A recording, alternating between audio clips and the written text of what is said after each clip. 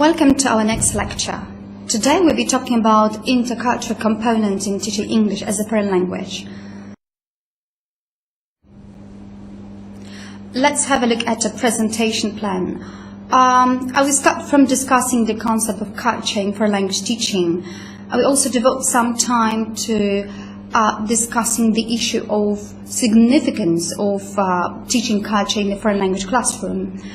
And then I will discuss cultural competence in communicative approach, and I'll try to contrast it with intercultural competence.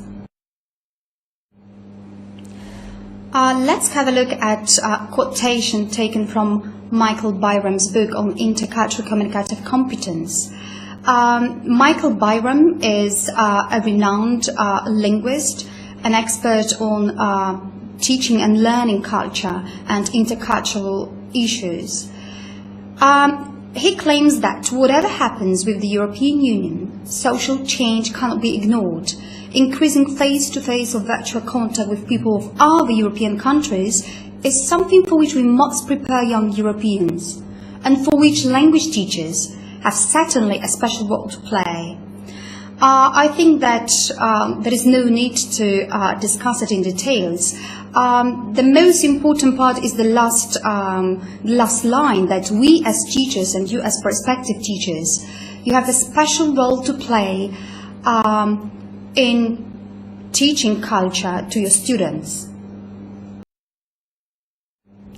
Let me start from explaining the concept of culture in foreign language teaching. Before we focus on foreign language teaching, I should make a note that culture is defined in different ways.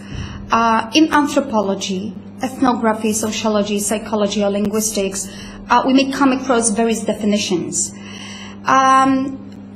Because all these definitions will work out before cultural component was, introduced in foreign language classroom, it was a great challenge for specialists in the field of foreign language learning and teaching to work out a definition of a culture that would be applicable exclusively for teaching languages.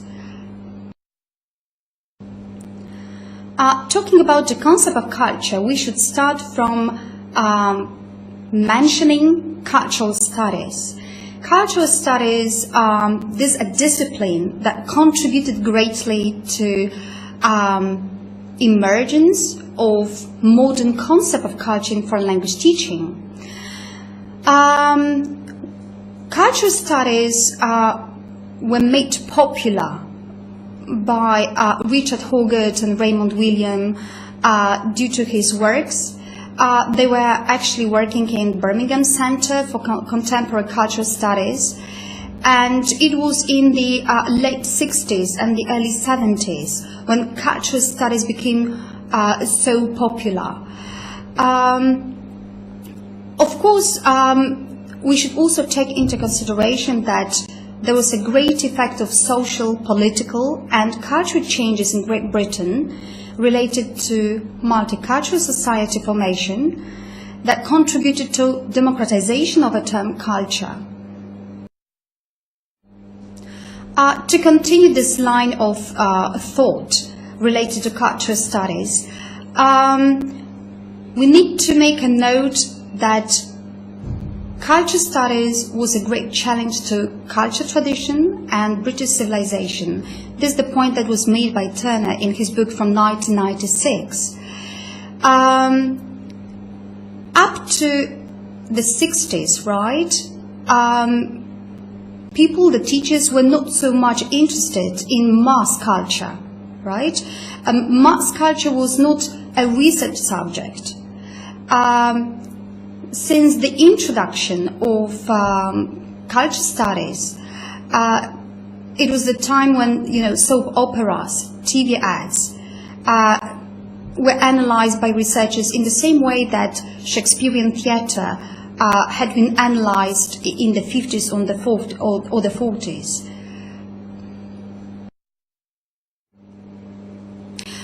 Right, let's try to have a closer look at the concept of culture.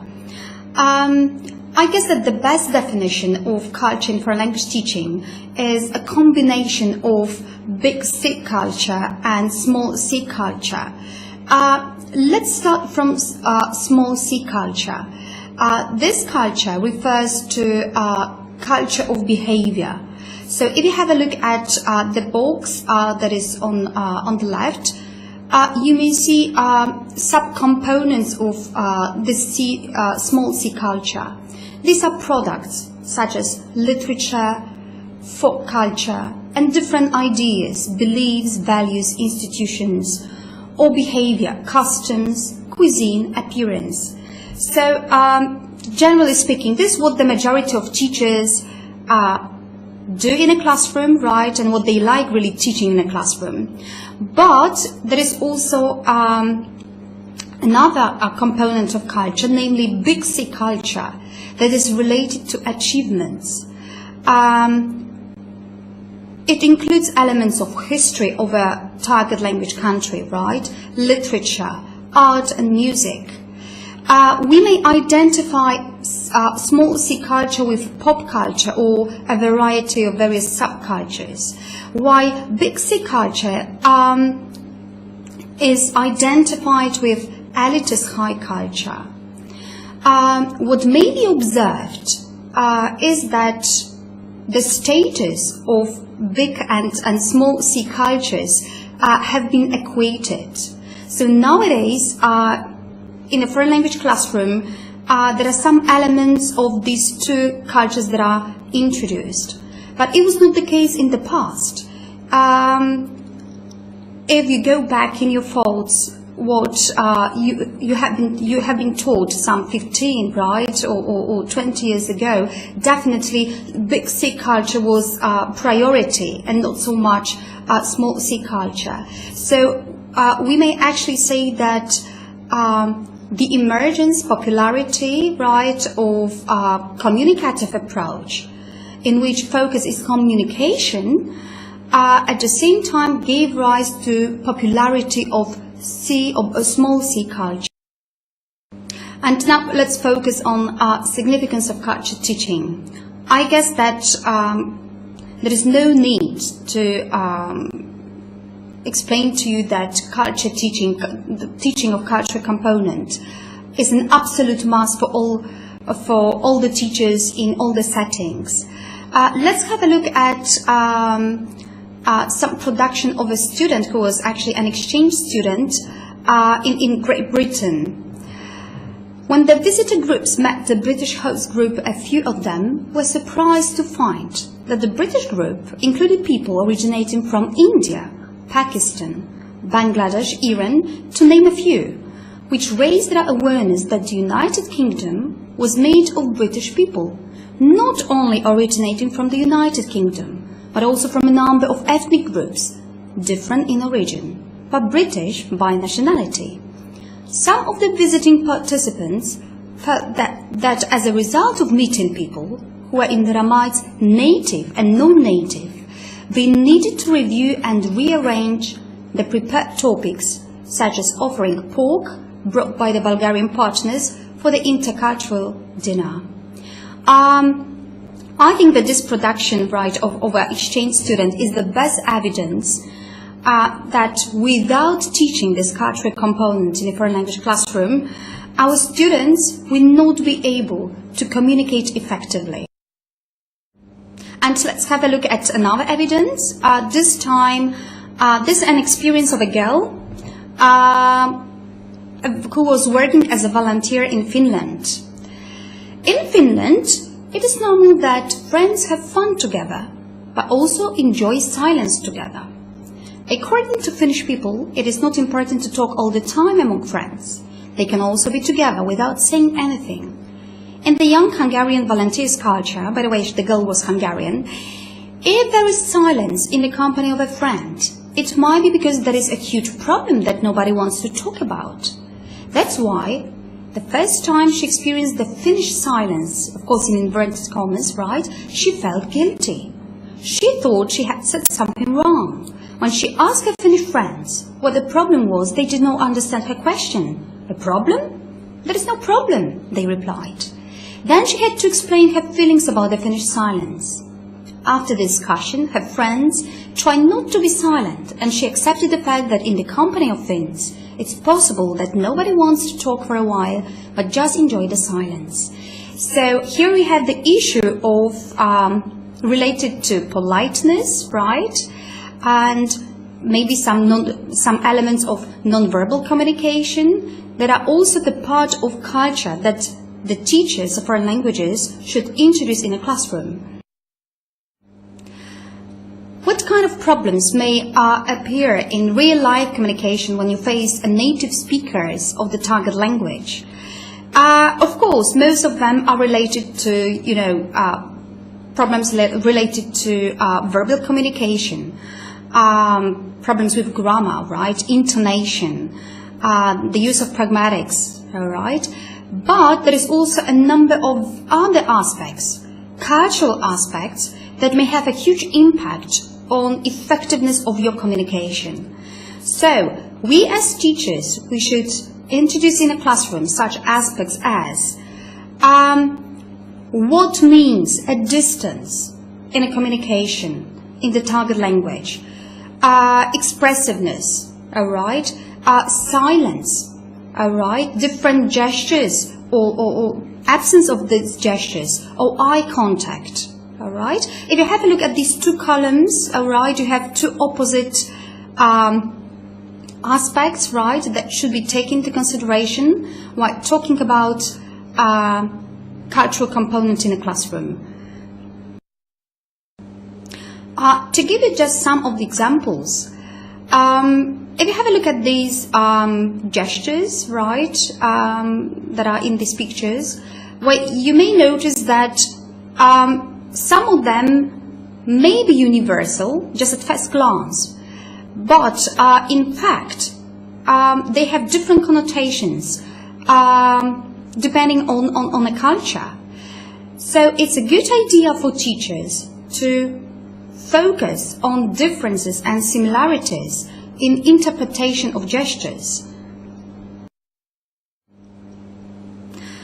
And finally, another argument for teaching culture in a classroom, in a foreign language classroom, of course, is related to the issue of politeness, right?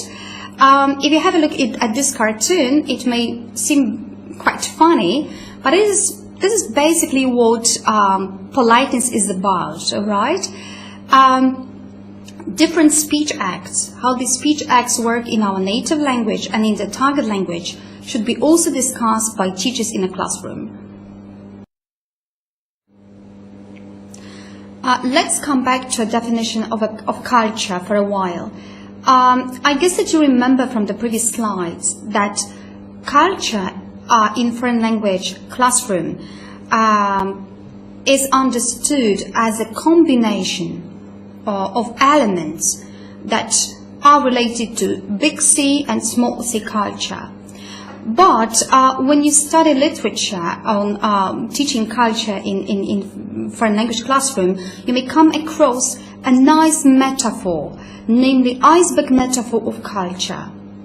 Nobody knows actually who was a first linguist who introduced this metaphor, but definitely it is something that reflects the real nature of this cultural component. So if you have a look at this picture, well, you may see that some part of an iceberg is, under the surface of water. This part reflects these elements of culture that are not visible to non-native speakers. At least they are not visible at once, right? They are related to different pragmatic aspects, some values that are, in a target language society. While what is above the surface of water, this is what refers to visible element of culture. To give you an example, the way that native speakers actually behave, right? The way that native speakers talk about their habits, right? how they spend Christmas time, different aspects related to their appearance, clothes, and so on and so on, or cuisine, right, and style of living. Definitely, all these aspects that are related to, visible culture, right, are very easily to be taught in a classroom. It's more difficult for us as teachers to explain to our students how these hidden elements of culture work in practice. And now let's focus on a question. What should be taught in a classroom? Big C culture or small c culture? Let's start from a very traditional approach. Chastain from 1988 claims that at initial stages of foreign language learning, we as teachers, we should introduce elements of small c culture. In other words, at the very beginning, at beginner's level or pre-intermediate level, there is no point in introducing, I don't know, authentic texts, drama by Shakespeare, and so on and so on, right? For a number of reasons. Well, first, because the language is too difficult for our learners, and number two, the majority of beginners, right, and pre-intermediate learners are actually very young people, and young learners, right, or then primary school learners, adolescent learners are more interested in pop culture and various subcultures and not in big C culture, right? They don't want to read literary texts. But definitely when the proficiency level of our students is higher, we as teachers should introduce more and more elements of big C culture. What you may find really confusing when you teach a cultural component in a classroom is that sometimes we don't know whether we are really teaching big C culture or small C culture, right? To give an example, have a look. How would you interpret the name of London travel agency, Gulliver's Travels, right? Is it already introduction of high culture elements, or is it small culture elements? Does it make sense if you come across such a term in some kind of text? Does it make sense to explain to your students who was the author of the book, when it was written, and so on? I don't think so. In literature on methodology of French language teaching, there is a distinction between civilization, right, or civilisation, right, that refers to a given point in history of the target language country, and culture. However, in British studies, right, we do not have this distinction between civilization and culture. They are somehow, merged together. And let me right now focus on communicative competence in communicative approach. The reason for which I'm talking about communicative competence is that I want finally to discuss intercultural communicative competence. So I guess it's just a revision for you, and you remember perfectly well all the facts related to communicative competence. And I guess that you remember that a term was introduced in 1967 by Dale Himes. And since that time, there have been lots of different attempts to define communicative competence. A very influential model in SLA is this of Canal and Swain. It dates to 1980. In this model by Canal and Swain, they introduce 4 competences, all right? And one of these 4 competences, elements of communicative competence, is social linguistic competence, all right? They even made a note that the social linguistic competence is related to sensitivity to cultural references. What does it mean? It means that there is no meaningful, effective communication, all right, if you as a speaker, you do not have some social linguistic competence, all right? So if, in other words, if you as a speaker, you don't have some knowledge about cultural references. This term of social cultural competence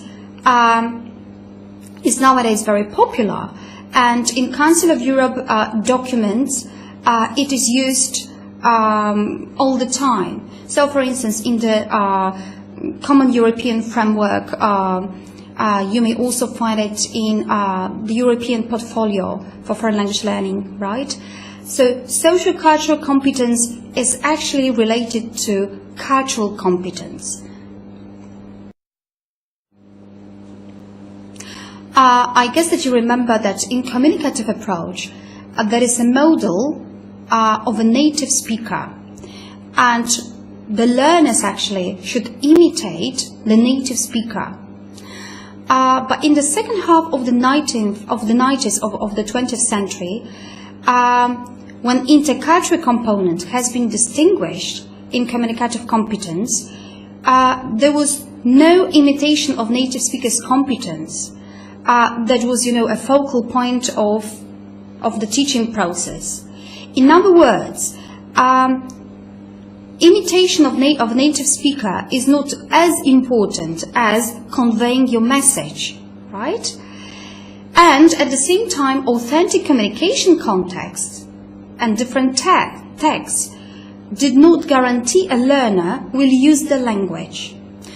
To make the long story short, it was noticed by methodologists, teachers, and experts in the field that even if a learner studied different texts, all right, he was authentic text. Later on, in real-life communication, he was not able to use this competence in practice. So, what were the problems with cultural competence in communicative approach? The first point is related to what I've been talking about, that authentic communication context or text did not guarantee that a learner will use the language corresponding to cultural norms, right? The language that is in different texts in the course books is frequently, stiff, not natural, right? And it does not incorporate different cultural aspects of a conversation.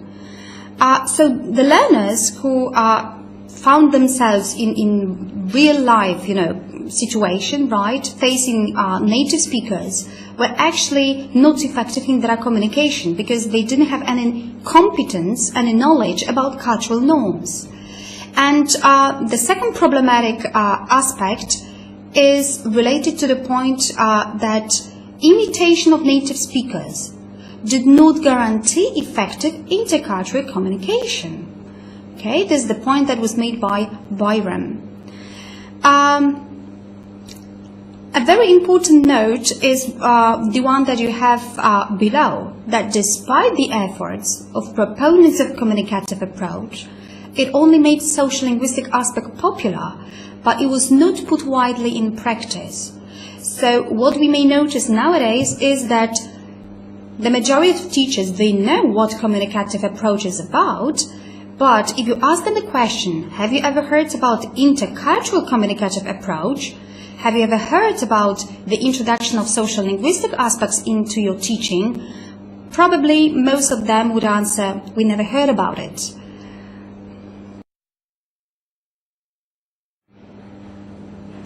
Talking about intercultural component in teaching English as a foreign language,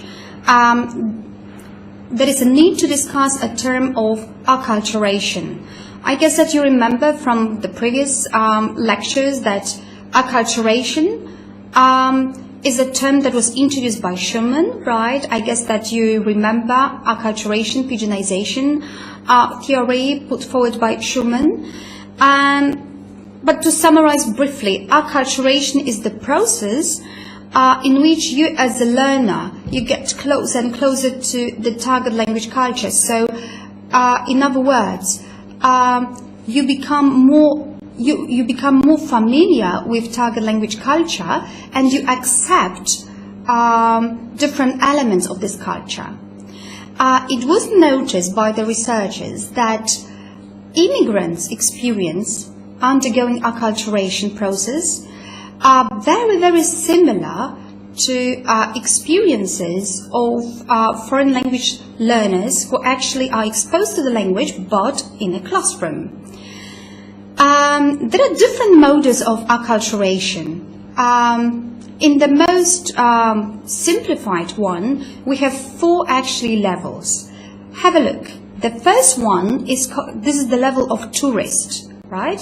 So this is the moment when either an immigrant or you as a learner, you go abroad and you are exposed to the real native speakers, right? And you experience culture shock.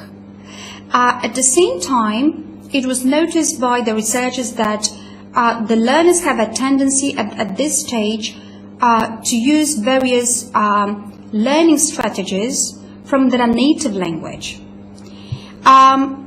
Culture shock, language shock, these are 2 phenomena that are characteristic over the first level, tourist level. How long is culture shock? Actually, it's difficult to say, but the majority of researchers claim that it's about 2 weeks. Later on, we have a survivor stage. This is a time when a learner has at his or her disposal some vocabulary, right, basic vocabulary, and at the same time, he or she has some basic knowledge about how he or she should function in the target language culture. So, if you have some vocabulary, basic vocabulary, and you know a bit of a culture, right, you are able to survive in some life situations. Later on, we have immigrant level. Immigrant level, this is this time when you have this experience of being so close to the target language culture, people, language, right, that you actually have this impression of almost belonging to target language community. But the full feeling of belonging to the target language community is achieved at the last stage that is called a citizen stage. At this stage, you are a perfect member of the community in a sense that you mastered almost native-like pronunciation, right? You understood perfectly well the body language of native speakers. You know all the aspects related to pragmatics, okay? You know all the aspects that we've been discussing before, such as what silence means, what topics should be avoided, right? And so on and so on. If you analyze these 4 stages, well, you may see that between the stage 2 and 3, there is a kind of a borderline. This borderline is referred to as acculturation threshold. So we may say that when you're a tourist or you behave just like a survivor, this is not a real acculturation, all right? A real acculturation is experienced when you understand perfectly well. And now let's focus on a question. What can we do as teachers to facilitate the learning process of our learners? Learning, of course, of culture. Well, first, we should help our learners to pass this acculturation threshold, all right? Of course, we as teachers, we may greatly contribute to increase in knowledge about culture as it comes to the first 2 stages. But I guess that you notice that immigrant stage, right, and citizen stage are related to, these 2 stages are related to experiences that are mainly outside the classroom. But you may say, so what can we do as teachers if it happens in the target language country? Well, definitely we may do a lot. where first we may motivate our learners to be autonomous, right, independent learners, and to study the culture, right, outside the classroom. It was also noticed that teaching second language culture resembles acculturation process. This is the point that I actually made before.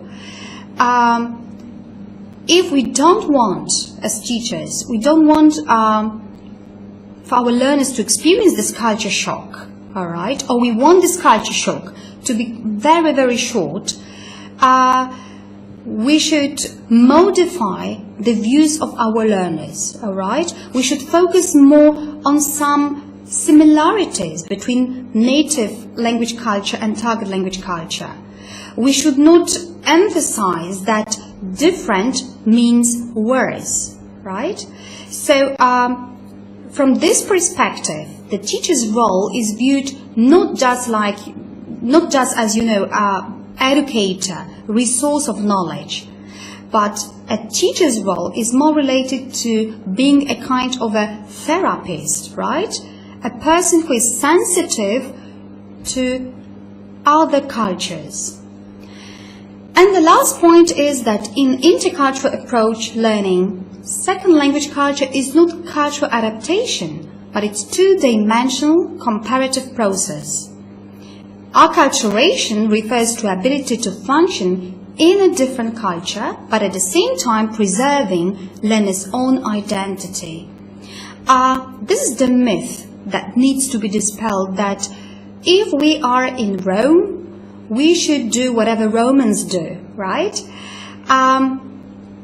In line with intercultural communicative approach, we should focus as teachers on making our students familiar with target language culture, but at the same time we should teach our learners that their own identity, Polish customs, habits, style of living, it is something that is also worth studying, right, and worth keeping.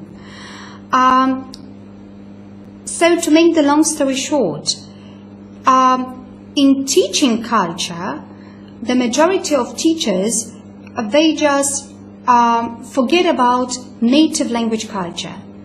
In intercultural approach, there is a kind of a comparative analysis of your own native language culture, your life, style of living, right, habits, and so on, and target language culture. And now let's focus on the beginnings of intercultural approach. The basis of intercultural approach may be found in Louise Damon's work on culture learning, the fifth dimension in the language classroom, from 1987.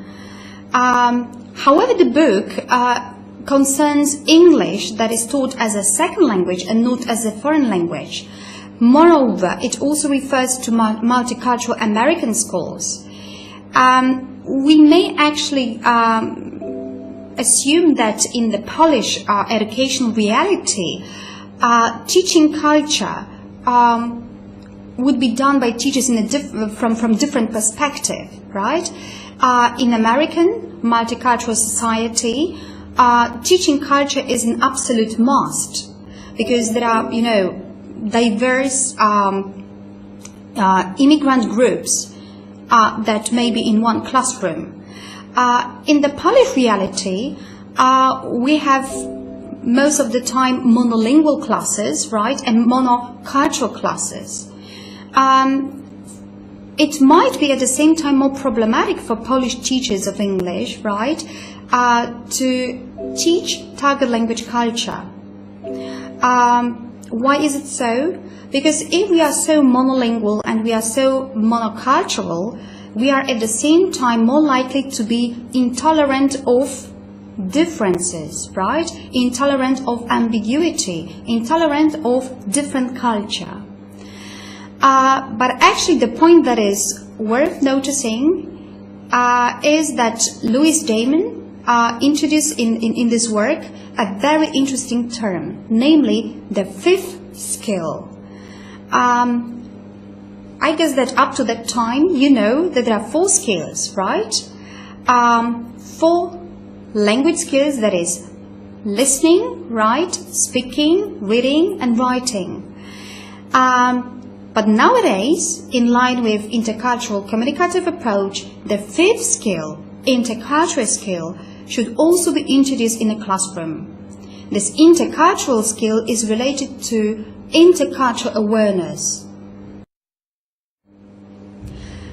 Of course, there is a great role of a teacher in this intercultural communicative approach.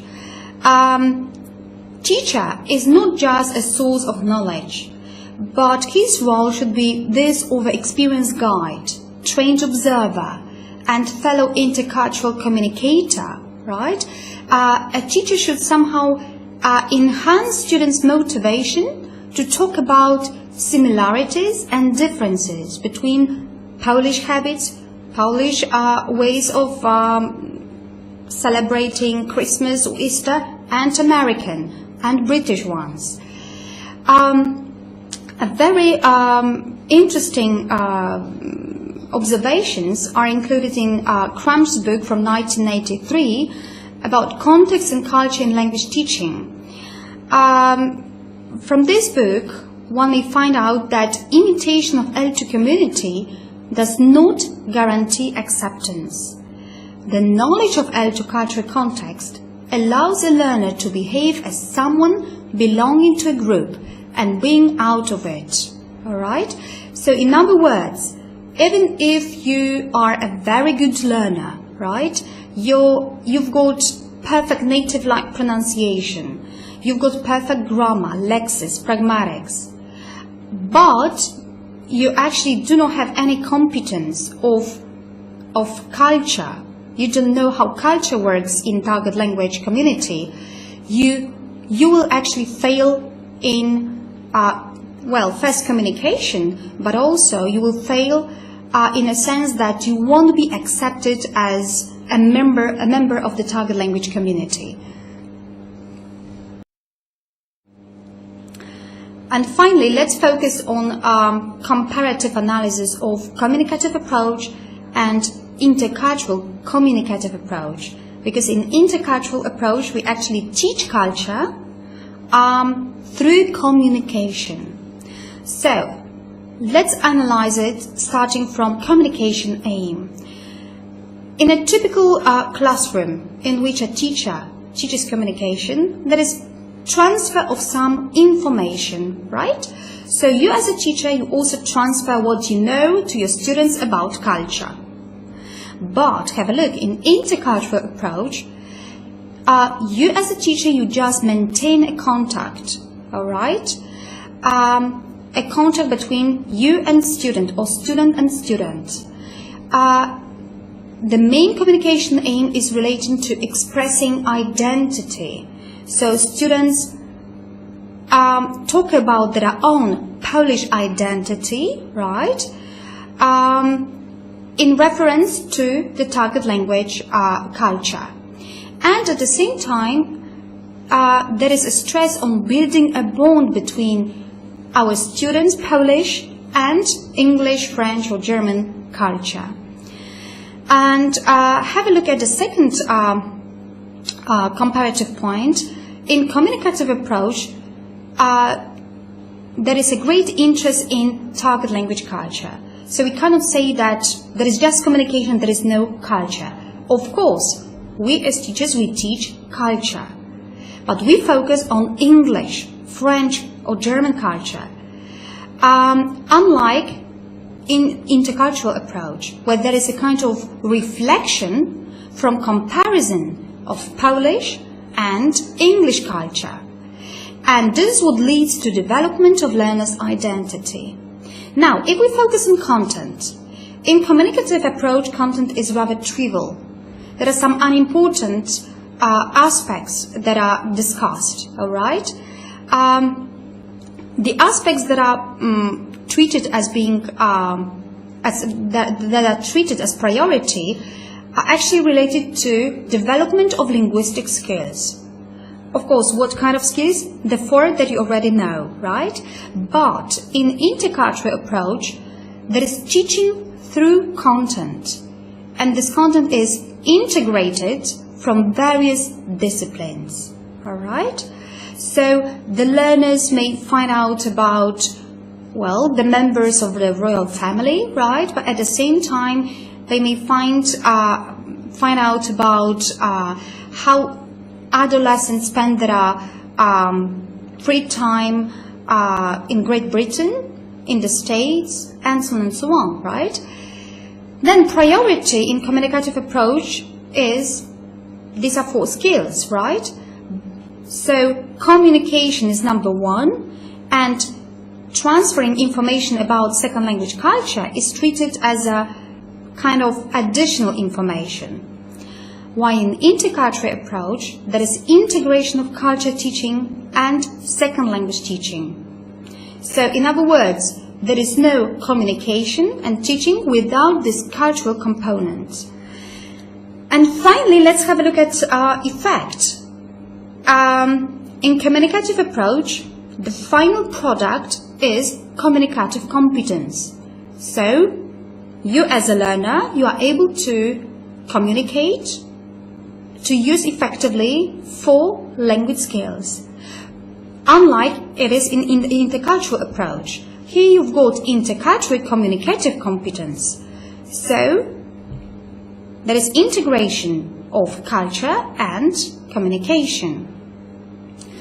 And finally, communicative competence is based on linguistic competence of native speaker. As you remember, in communicative approach, we look up at a native speaker. Native speakers are treated as models, perfect models for us as learners to imitate. But in intercultural approach, because we have this final product, intercultural competence, it characterizes an educated intercultural mediator and not necessarily a native speaker. Alright?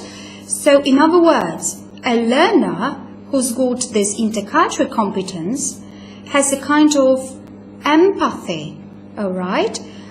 He knows not just a lot of information about target language culture, but he's able to evaluate what is good, what is bad, all right? He's able to compare it to his native language culture and to some other cultures. And now let's have a look at components of intercultural competence. These components are related to four competences, and they were put forward by Michael Byram in 1997. So the first competence, that is the product of intercultural communicative approach, is linguistic competence. Then we've got social linguistic competence, discourse, and intercultural. It's really very difficult to give just one unequivocal, definition of intercultural competence that will fit all the contexts, all the learners. But generally speaking, intercultural competence, unlike competence or knowledge of culture, refers to your competence of similarities and differences between lifestyles and views, characteristic of various cultures, and ability to use it in practical communication. So if you have a look at the components of intercultural competence, you may see that it is knowledge, but apart from knowledge, it also involves attitudes, all right? Skills of interpreting and relating, skills of discovery and interactions, and finally political education and critical cultural awareness. And now let's have a look at intercultural education and what it looks like in European Union. If you study some guidebook to Common European Framework of Reference, you may find a very important sentence that communication success in the second language requires both language communicative competence, but also something that is called general competence. Of course, the basic task of us as teachers is to develop communicative competence. However, our learners will not be successful if these two types of competences, so language communicative competence and general competence, are not introduced at the same time. So let's have a look at general competence. It is related to some novelty, and it's very interesting from intercultural education perspective. Of course, teachers develop general competence in different ways and by means of different techniques. General competence includes some components, okay? There are some subcomponents of this competence. The first one is knowledge, all right? So while we teach English to our students, we at the same time transfer some knowledge about the world, right?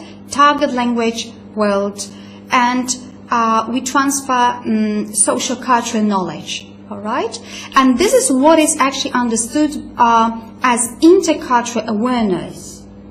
There are also skills and know-how. Unlike knowledge, skills and know-how, they refer to some kind of abilities, all right? So we as teachers, we explain to our students how they should think about target language, people, habits, right? How they should avoid thinking in terms of stereotypes. So this is what is understood as intercultural skills. Then we have existential competence.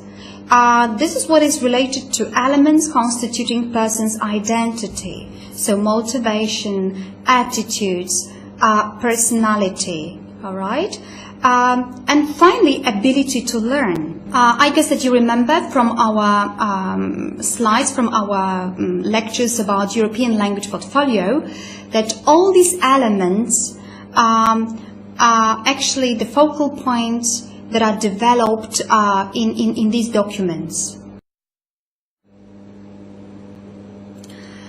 A very interesting question is whether we as Polish teachers of English, whether we are, prepared for teaching intercultural component, whether we just know how to teach culture, but we actually don't know how to teach intercultural skills. If you have a look at this quotation, it's actually taken from the conference, LETNI conference, from April 2010 in Dubrovnik in Croatia. And there was a representative, the head of unit multilingualism policy in the European Union, right? And he issued a very important statement. The member states of the European Union had considerably improved the quality of language education. This is what refers to the situation at the end of 2009. However, he wished for better intercultural skills of teachers and increased mobility of them to develop these intercultural skills. So the final conclusion of the head of unit multilingualism policy is that teachers have still problems with the knowledge of intercultural skills, at the same time teaching intercultural competence to their learners.